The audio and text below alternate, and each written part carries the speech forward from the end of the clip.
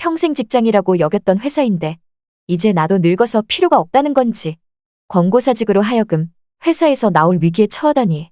오랜 세월 동안 몸바쳐 일한 회사이기에 정말 모든 걸 잃은 느낌이 든다. 내 청춘을 다 바쳤던 회사인데 이런 처우를 받을 줄은 꿈에도 생각 못했다. 이렇듯 얼마 뒤 난 하루아침에 실직자가 되고 말았다. 아내는 아직도 이런 사실을 모르고 있는데 아내가 알면 걱정이 많을 듯 싶다. 그도 그럴 것이 아직도 우리 집엔 갚아야 할 빚도 있고 시집안간 작은 애 결혼시키려면 턱없이 부족한 돈 때문에 걱정이니 말이다. 아직 내 나이 50대 후반이라지만 일찌감치 회사에서 쫓겨날 줄은 생각지도 못했는데 노인네 취급을 받으며 회사에서 쫓겨나다시피 하다니. 정말이지 모든 게 억울한 느낌이다. 그동안 모은 돈은 조금이라도 있다지만 얼마 전 큰애 시집 보내는데 돈 쓰고 아까 말했듯 빚 갚고 여기저기 돈 나갈 곳이 많아서 쓰고 나니 이제는 묶어둔 돈마저 별로 없는 실정인데 이런 마당에 실직자가 되었으니 아내에게 당장 뭐라 말할지 막막했다. 그래서 난 오늘도 그냥 출근을 했다. 아내에게 출근한다고 하고서 가짜 출근을 한 것이다. 출근길 지옥철의 사람들 틈에서 진짜 출근도 아닌데 이렇게 낑겨서 가려니 감정이 참 묘하게 다가온다. 그렇게 정처 없이 지하철 안에 앉아서 달리고 달리다 보니 어느덧 출근길 지옥철은 이제 다시 지하철로 바뀌었고 난 출근할 곳 없는 실직자가 된 채 지하철 안에서 그렇게 멍하니 앉아 있었다. 그때였다. 갑자기 핸드폰이 울리기 시작했다. 얼마 전에 내가 새로운 곳에 이력서를 넣어뒀는데 그곳에서 연락이 오는가 싶어 부푼 기대를 안고 전화를 받았다. 그런데 전화기 속 들리는 음성은 어떤 50대의 아줌마의 목소리다. 여보세요. 하고 전화를 받으니 수화기 너머로 망갑이니? 라고 물어본다.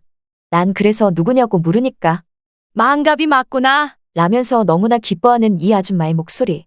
그리고는 이내 자기 모르겠냐며 6학년 2반 강귀자 모르겠냐고 말하는 것이다. 난 기억을 더듬기 시작했다.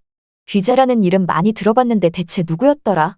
전화기 속 아줌마는 나랑 6학년 내내 짝꿍이었는데 기억 안 나냐며 자기가 책상에 선 그어서 넘어오지 말라니까 내가 넘어와서 매번 꼬집혔던 거 기억 안 나냐고 자꾸 이런저런 소소한 기억들을 말해준다. 그 순간 난 기억이 났다. 강귀자라는 이름이 말이다. 6학년 내내 짝꿍이었지만 그렇게 날 미워했던 강귀자. 그래서 짝꿍을 바꿔달라고 선생님에게 말하기까지 했던 내 어린 시절이 기억이 나는 것 같다. 귀자는 나에게 정말 오랜만이라며 나를 보고 싶었다고 말하는데 순간 난 이상했다. 귀자랑 비록 국민학교, 아니 초등학교 때 짝꿍이었지만 그렇게 친했던 것도 아니고 그냥 서로 앙숙이다시피 한 것 같은데 이렇게 세월이 지나 40년이 훌쩍 넘어서 전화를 받을 줄이야. 뜻밖이었지만 나 또한 오랜만이라고 말하니까 귀자는 나에게 지금 어디냐며 그러지 않아도 만나고 싶었다면서 내가 서울 사는 건 익히 들었다고 말한다. 그래서 지금도 서울이라고 말하니 자기도 서울이라며 자기가 오늘 점심 살 테니 만날 수 있냐고 하는 귀자 말에 어차피 실직자가 된 마당에 출근할 직장도 없겠다. 그리고 마땅히 할 것도 없겠다 싶어 별로 그렇게 썩 보고 싶은 여동창은 아니었지만 만나서 시간이라도 때워야겠다는 생각에 알았다고 하고 약속을 잡았다. 그렇게 점심시간이 다 되어가서 귀자를 만났는데 진짜 몰라볼 정도로 화려하게 변했다.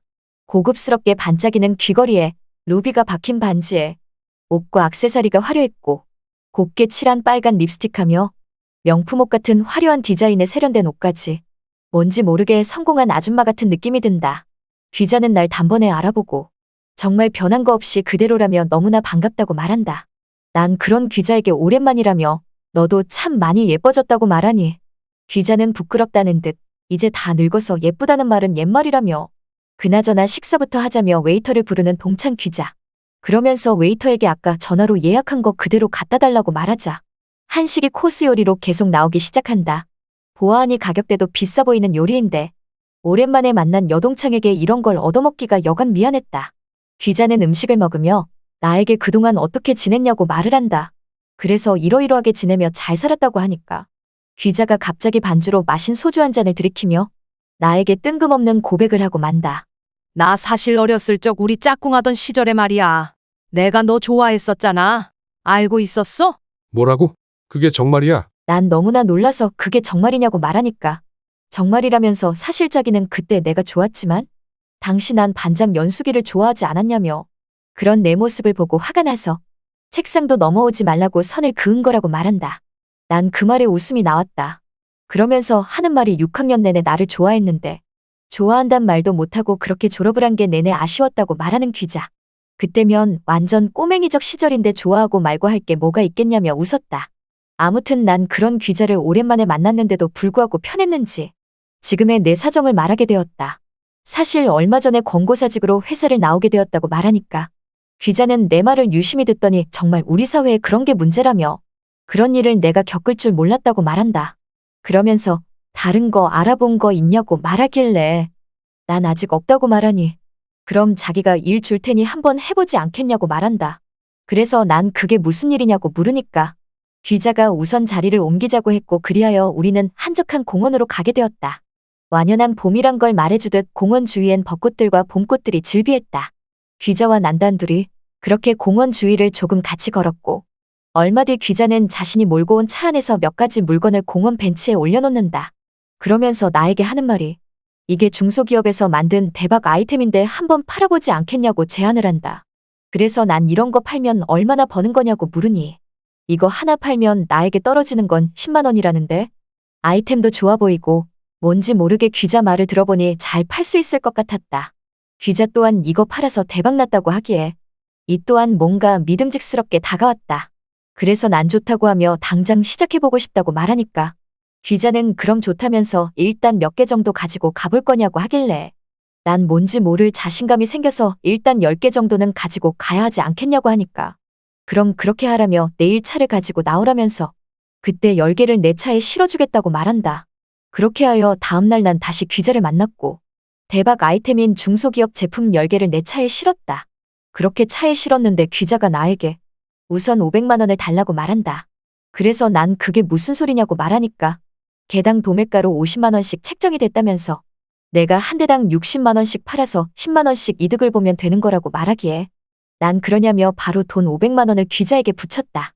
사실 그때까지만 해도 귀자가 사기꾼이라는 생각을 못했다. 그리고 아이템도 정말 좋아 보이는 상품이라 더더욱 의심을 안 했다. 하지만 후에 알게 된 건 이 상품은 인터넷에서도 싸게 파는 쪽박 상품이었고 난 귀자에게 사기를 당한 것이었다. 보니까 이건 완전히 초등학교 동창이 맞는지 의심까지 들 정도였다. 전화를 해봤지만 귀자가 전화를 받지 않고 문자를 보내도 답장을 보내지 않는다. 난 그날부터 귀자라는 그 동창을 수소문하기 시작했다. 드디어 일주일이 지난 어느 무렵 난 가까스로 귀자를 만났다. 난 귀자의 앞을 가로막으며 화가 잔뜩 난 얼굴로 마주치니 귀자는 날 보며 놀란 듯 여긴 어쩐 일이냐고 묻는다. 그러면서 많이 팔았냐고 능청스럽게 묻길래 난 더 들어볼 필요도 없이 내 돈 500만 원 달라고 말하니 귀자는 고개를 돌리며 그 돈은 없다고 말한다.